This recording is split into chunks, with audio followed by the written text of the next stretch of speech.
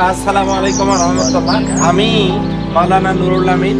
বাংলাদেশ জামাত ইসলামী আমাকে রংপুর ৬ পীরগঞ্জ আসনের প্রার্থী হিসেবে ঘোষণা করেছে।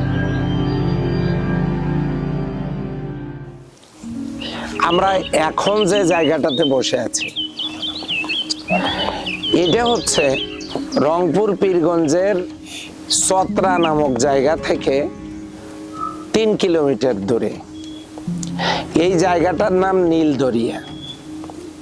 এই নীলদরিয়া জায়গাটা এটা আসলে নীলদরিয়া ছিল না। কোনো এককালের রাজা নীলাম্বর এটা ছিল তার সেই সময়ের রাজধানী, যেটা ধ্বংসাবশেষ এখন আছে। ৯২ একর জমি নিয়ে এই সুবিশাল ছিল তার শাসন কার্য পরিচালনার জন্য সেই রাজধানী।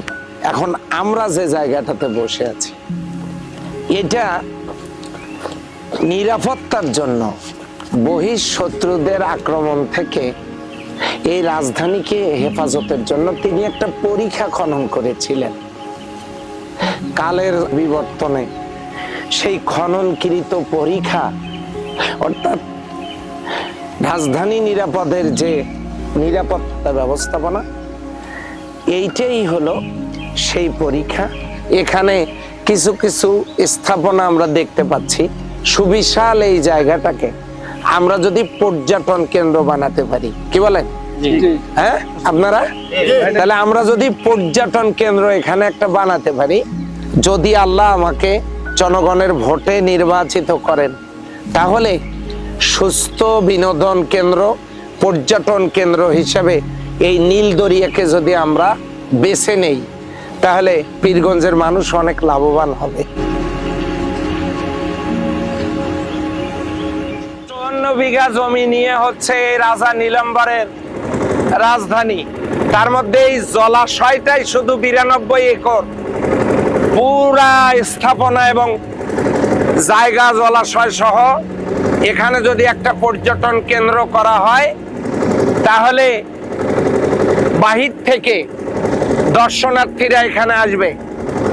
অনেক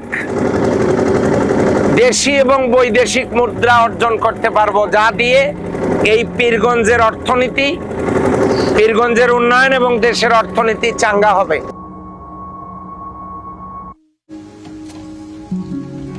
অতীতে যারা কেউই এদিকে গুরুত্ব দেয় নাই, বাংলাদেশ জামাত ইসলামী যদি রাষ্ট্র পরিচালনার দায়িত্ব পায় আর আমি যদি এমপি হই, তাহলে আপনাদেরকে সাথে নিয়ে আমি এরকম একটা উদ্যোগ গ্রহণ করব।